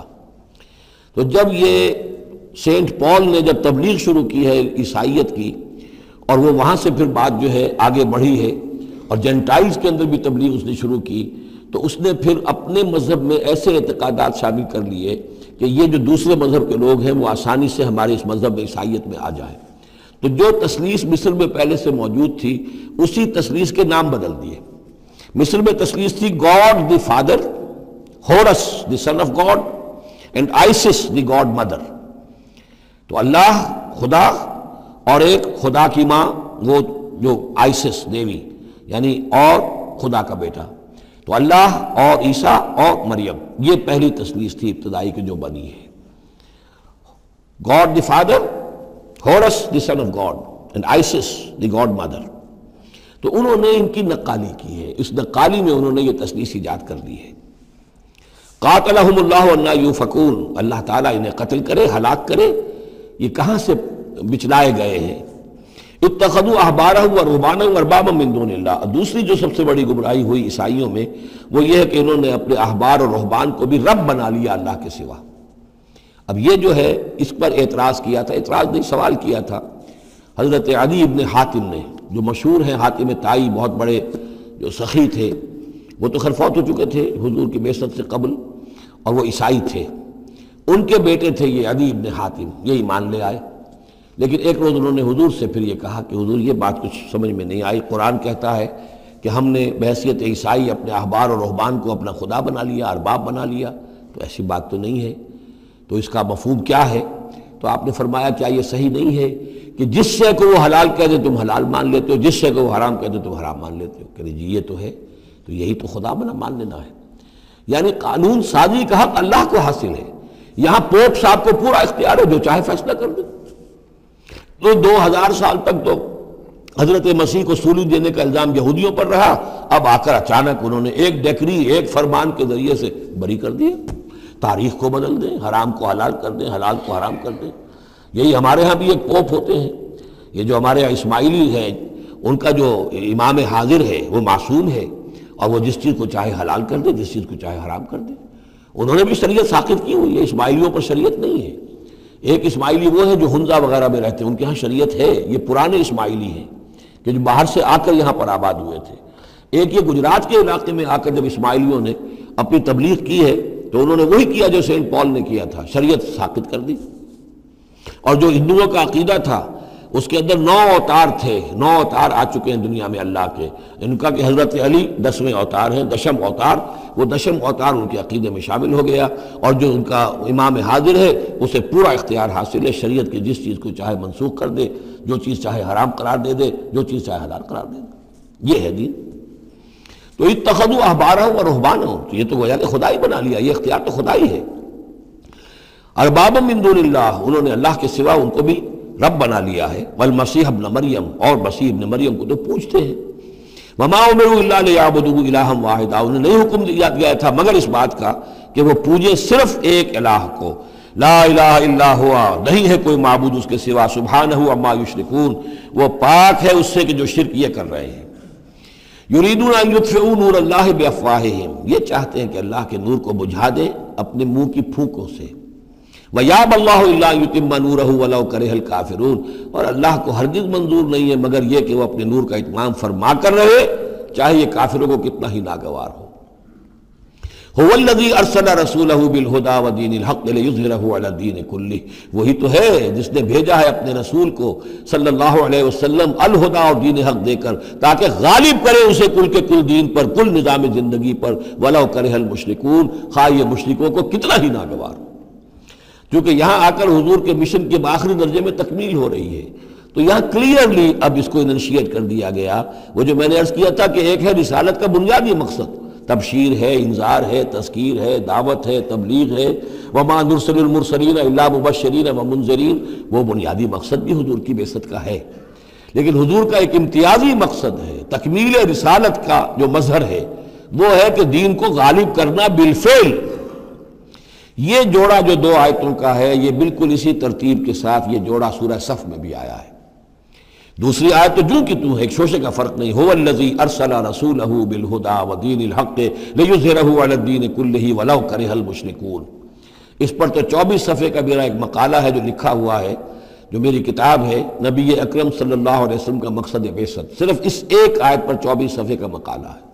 اور میں مطمئن ہوں، اللہ کا شکر ہے کہ اس آیت کا حق اللہ تعالیٰ نے میرے ذریعے سے پورا کروا دیا ہے.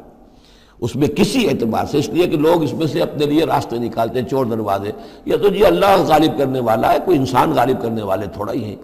اور یہ ہے اور وہ ہے، اس لیے کہ جو آدمی کام چور ہے چاہتا ہے کسی طریقے سے کوئی راہ فرار ہو، بھاگنے کا کوئی راستہ مل جائے. لیکن آپ اگر اس کو پڑھیں گے تو معلوم ہوگا کوئی راستہ فرار کا نہیں ہے. ہر جو بھی ممکن ہو سکتی ہے نحوی اعتبار سے، جو امکان ہو، سب کو میں نے لے کر اور ثابت کر دیا ہے کہ اس میں کہیں فرار کا راستہ نہیں۔ البتہ پہلی آیت میں تھوڑا سا فرق ہے، وہ آیت جو ہے وہاں ہے یریدون لیطفئوا، یہاں ہے ان یطفئوا، بس اتنا فرق ہے۔ بافواہہم یریدون لیطفئوا نور اللہ بافواہہم، یریدون ان یطفئوا نور اللہ بافواہہم، وہاں ہے واللہ متم نورہ ولو کرہ الکافرون، یہاں ہے ویابی اللہ الا یتم نورہ ولو کرہ الکافرون۔ یہ تو چاہتے ہیں کہ اپنے منہ کی پھونکوں سے، جس کو کہ پھر مولانا ظفر علی خان نے خوب اس کی تعبیر کی ہے، نور خدا ہے کفر کی حرکت پہ خندہ زن، پھونکوں سے یہ چراغ بجھایا نہ جائے گا۔ تو یہ جو چاہتے ہیں کہ اپنی منہ کی پھونکوں سے، اور اس میں ایک طرح کا طنز ہے، یہودی چونکہ سامنے آ کر مقابلہ نہیں کر رہے تھے تو یہ ایسے تھا کہ منہ کی پھونکوں سے بجھانا چاہ رہے ہیں، صرف سازشیں ہیں ان کی، اور جو بھی یہ کر رہے ہیں کبھی سامنے آ کر انہوں نے جنگ نہیں کی۔ یریدون ان یطفئوا نور اللہ بافواہہم واللہ متم ویابی اللہ الا یتم نورہ ولو کرہ الکافرون هو الذی ارسل رسولہ بالہدی ودین الحق لیظہرہ علی الدین کلہ ولو کرہ المشرکون یا ایھا الذین آمنوا ان کثیرا من الاحبار والرہبان لَيَأْكُلُونَ أَمْوَالَ النَّاسِ بِالْبَاطِلِ وَيَصُدُّونَ عَنْ سَبِيلِ اللَّهِ وَالَّذِينَ يَكْنِزُونَ الذَّهَبَ وَالْفِضَّةَ وَلَا يُنْفِقُونَهَا فِي سَبِيلِ اللَّهِ فَبَشِّرْهُم بِعَذَابٍ أَلِيمٍ۔ یہ آیت بھی بہت اہم ہے، اس لیے کہ جو مسلمان امتوں کے اندر علماء اور احبار اور صوفیاء، یا آپ ایک لفظ استعمال کریں مذہبی پیشوا، جو بھی ایک طبقہ بن جاتا ہے، اگر ان میں دنیا کی محبت اور مال کی محبت آ جائے، ایک عام کاروباری آدمی ہے، دنیا کا کاروبار کرتا ہے، اب ظاہر بات ہے حلال ذریعے سے کما رہا ہے، اچھا کھائے اچھا پہنے، ٹھیک ہے، کوئی جائیداد بھی بناتا ہے، کوئی حرام کام نہیں ہے، اس کی اولاد کو منتقل ہو جائے گی۔ لیکن یہ کہ جو شخص دین کی خدمت میں لگا ہوا ہے، اب اسے فرض کیجئے کوئی ہدیہ دے رہا ہے، کوئی اس کو اگر فرض کیجئے تحفہ دے رہا ہے یا کسی طریقے سے، تو دین کے لیے دے رہا ہے۔ اگر یہ لوگ بھی اپنے پاس دولت جمع کریں، اگر یہ اپنی جائیدادیں بنائیں، تو یہ بدترین انسان ہے آسمان کی چھت کے نیچے کے۔ یہ سمجھ لیجیے اچھی بات۔ عام آدمی کے لیے قانون اور ہوگا، اس حدیث کو ذہن میں لے آئیے، حضور نے فرمایا یوشک ان یاتی علی الناس زمان، مجھے اندیشہ ہے لوگوں پر ایک وقت ایسا آ جائے گا۔ کیسا آ جائے گا؟ لا یبقی من الاسلام الا اسمہ، اسلام میں سے اس کے نام کے سوا کچھ نہیں بچے گا۔ ولا یبقی من القرآن الا رسمہ، قرآن میں سے اس کے رسم الخط کے سوا کچھ نہیں بچے گا۔ مساجدہم عامرۃ، ان کی مسجدیں آباد بہت ہوں گی، شاندار ہوں گی، وہی خراب من الہدی، ہدایت سے خالی ہوں گی۔ وعلماؤہم شر الناس تحت ادیم السماء،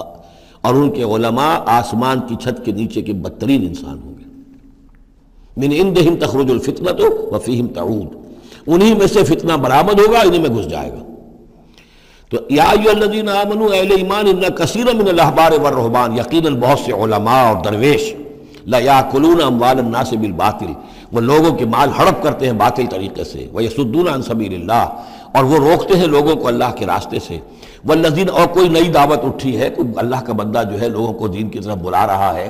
یہ اپنی مسندیں جب خطرے میں دیکھتے ہیں تو نہیں چاہیں گے کہ ہمارے عقیدت مند جو ہے وہ کسی بھی ایسی دعوت کی طرف رخ کریں اور متوجہ ہو جائیں۔ ان کی جائیدادیں بن رہی ہیں، بڑے بڑے ایسٹس بنا رہے ہیں، جب مرتے ہیں تو چھوڑ کر جائیدادیں جاتے ہیں، ان کی اولادوں کے پھر آپس میں مقدمے ہوتے ہیں، جھگڑے ہوتے ہیں۔ فرمایا والذین یکنزون الذھب والفضة، اور وہ لوگ کہ جو دفینے بناتے ہیں، جمع کرتے ہیں اپنے پاس سونا اور چاندی، ولا ينفقونها فی سبیل اللہ، اور وہ خرچ نہیں کرتے اس کو اللہ کی راہ میں، فبشرهم بعذاب علیم، تو ان کو بشارت دے دیجیے عذاب علیم کی، دردناک عذاب کی۔ یوم یحمى علیہا فی نار جہنم، جس دن کہ ان کو تپایا جائے گا ان چیزوں کو جہنم کی آگ میں، فتقویٰ بہا جباہہم، اور اسی سونے اور چاندی کو تپا تپا کر اس سے پھر داغے جائیں گے ان کے ماتھے بھی، وجنوبہم، اور ان کے پہلو بھی، وظہورہم، اور ان کی پیٹھیں بھی، ھذا ما کنزتم لانفسکم، یہ ہے جو تم نے کنز کیا تھا اپنے لیے، جو دولت جمع کی تھی، جو خزانے بنائے تھے، فذوقوا ما کنتم تکنزون، تو اب مزہ چکھو اس کا جو تم نے کنز بنایا تھا۔ آیت کے حوالے سے حضرت ابو ذر غفاری رضی اللہ تعالیٰ عنہ کی رائے قائم ہو گئی تھی کہ سونا اور چاندی اپنے پاس رکھنا مطلقاً حرام ہے، جو لوگ کے سونا اور چاندی اپنے پاس رکھتے ہیں، جمع کرتے ہیں، گاڑھتے ہیں، ان کو کنز بناتے ہیں، خزانہ بناتے ہیں اس کے لیے، تو یہ رائے اگرچہ ان کی صحیح نہیں تھی، اس لیے کہ جو دین کا عام قانون ہے وہ یہ ہے کہ انسان حلال ذریعے سے کمائے، اس میں سے جو وہ خرچ کرے اللہ کی راہ میں وہ ٹھیک ہے، اس کو اس کا اجر ملے گا۔ اگر وہ کچھ رکھتا ہے اپنے پاس تو وہ حرام نہیں ہے، بلکہ پھر یہ کہ وہ اس کی اولاد کو منتقل ہو جائے گا، قانون وراثت ہوگا۔ اگر اپنے پاس کچھ رکھنا ہی نہ ہو تو پھر وراثت کس چیز میں ہوگی؟ اس لیے قانون تو وہی ہے، البتہ یہ ہے کہ وہ جو کہا گیا ہے کہ اللہ کی راہ میں خرچ کرو، خرچ کرو، خرچ کرو، کتنا کرو، قل العفو، تو یہ ایک روحانی تعلیم ہے، اخلاقی تعلیم ہے کہ جمع نہ کرو، اللہ کی راہ میں خرچ کر دو۔ البتہ جو مال بھی آپ نے جمع کیا ہے، آپ نے حلال ذریعے سے کمایا تھا اور اس کی زکوٰۃ بھی آپ نے ادا کر دی ہے، تو وہ مال آپ اپنے پاس رکھ سکتے ہیں، خواہ وہ سونے اور چاندی کی شکل میں ہو۔ چنانچہ اسی پر پھر فیصلہ ہوا حضرت عثمان کے زمانے میں، اور چونکہ حضرت ابوذر غفاری اس پر اڑے ہوئے تھے اور اس سے ایک فتنہ پیدا ہو رہا تھا مسلمانوں کے اندر، ایک اختلاف، تو پھر حضرت ابوذر غفاری کو حضرت عثمان نے حکم دے دیا تھا کہ وہ مدینے سے باہر چلے جائیں۔ وہ پھر ایک صحرا میں کسی جگہ پر کٹیا ڈال کر رہتے تھے۔ میرے نزدیک اس آیت کا اصل محل اور مقام جو ہے اس کو سمجھنا چاہیے، اور وہ ہے ان لوگوں سے متعلق ہے یہ مسئلہ جو دین کا کام کرتے ہیں، احبار ہیں، رہبان ہیں۔ یہ لوگ اپنا وقت، اپنی صلاحیتیں، اپنی قوتیں لگاتے ہیں دین کے لیے۔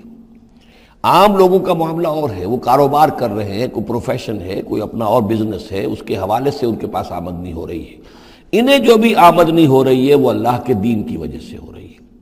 یہ اپنے پاس اگر رکھتے ہیں اور اپنا جائیدادیں بناتے ہیں اور دولت بناتے ہیں اور اپنے لیے پھر وہ اپنی نسلوں کے لیے اس کو وراثت میں منتقل کرتے ہیں، تو ان کے اوپر یہ آیت بعین ہی انہی الفاظ میں اس کا انطباق ہوگا، اس لیے کہ یہ سارا معاملہ احبار اور رہبان کے حوالے سے ہو رہا ہے۔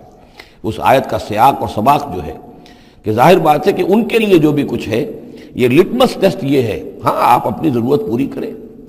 جیسے حضور نے اپنی ضرورتیں پوری فرمائی، ازواج مطہرات کو بھی نان نفقہ دیتے تھے آپ اسی بیت المال میں سے،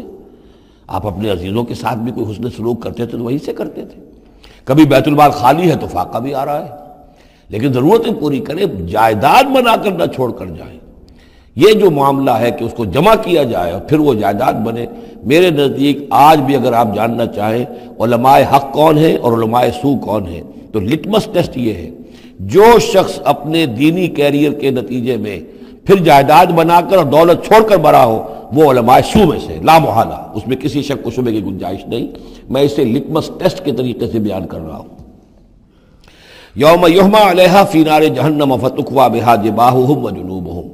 جس دن کہ ان کو تپایا جائے گا اس سونے اور چاندی کو جہنم کی آگ میں، اور پھر داغے جائیں گے ان سے ان کے پیشانیاں بھی اور ان کی پسلیاں بھی اور ان کی پیٹھیں بھی۔ ھذا ما کنزتم لانفسکم،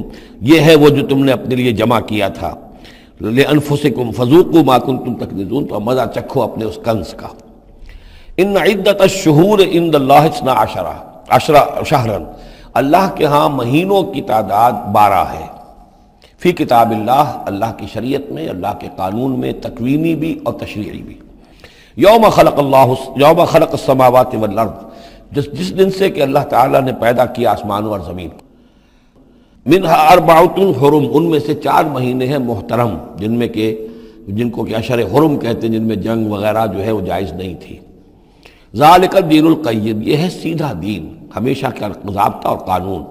فلا تظلموا فیہن انفسکم، تو ان کے معاملے میں اپنے اوپر ظلم نہ کرو۔ وہ ظلم کیا کرتے تھے؟ قریش کی اپنی مصلحت ہوئی کہ کوئی مہم انہیں کوئی لڑائی کا معاملہ ہے ان کے درپیش ہے، وہ کہتے تھے اس سال یا شرع حرم فلاں کی بجائے فلاں مہینے ہوں گے، وہ کیلنڈر کو الٹ پھیر کرتے رہتے تھے کہ اس مرتبہ جو ہے یہ عمرے کے لیے مہینہ رجب کا نہیں ہوگا، فلاں ہوگا۔ اس حوالے سے وہ کیلنڈر جو تھا ڈسٹربڈ تھا، لیکن ہوا ایسا ہے قدرت خداوندی سے کہ جس سال آپ نے آخری حج کیا ہے، حجۃ الوداع، تو اس سال وہ ساری جو غلطیاں ہوتی ہیں اس کے بعد وہ جو اس کا مجموعی اور آخری نتیجہ یہ تھا کہ صحیح جگہ پر وہ کیلنڈر آ گیا تھا۔ اسی لیے حضور نے اپنے خطبہ حجۃ الوداع میں کہا ہے کہ استدار الزمان کہیئتہ یوم خلق اللہ السماوات والارض، یہ زمانہ اور یہ کیلنڈر جو ہے، تقویم جو ہے، یہ پورا چکر لگا کر ساری غلطیوں اور ترمیموں میں سے ہو کر اب ٹھیک اسی جگہ پر پہنچ گئی ہے جس مقام پر کہ اللہ نے، جس تقویم پر کہ اللہ تعالیٰ نے آسمان اور زمین کو پیدا کیا تھا، اور آج کے بعد سے ان مہینوں کے اندر کوئی الٹ پھیر نہیں ہو سکے گا۔ وَقَاتِلُوا الْمُشْرِكِينَ كَافَّةً كَمَا يُقَاتِلُونَكُمْ كَافَّةً، اور مشرکوں سے بھی جنگ کرو ایسے ہی سب کے ساتھ، جیسے کہ وہ تم سے جنگ کرتے ہیں جڑ کر، ہر حال میں اور جمع ہو کر۔ وَاعْلَمُوا أَنَّ اللَّهَ مَعَ الْمُتَّقِينَ، اور جان لو کہ اللہ تعالیٰ جو ہے متقین کے ساتھ ہے۔ إِنَّمَا النَّسِيُّ زِيَادَةٌ فِي الْكُفْرِ، یہ جو مہینوں کو ہٹا دینا تھا ادھر سے ادھر،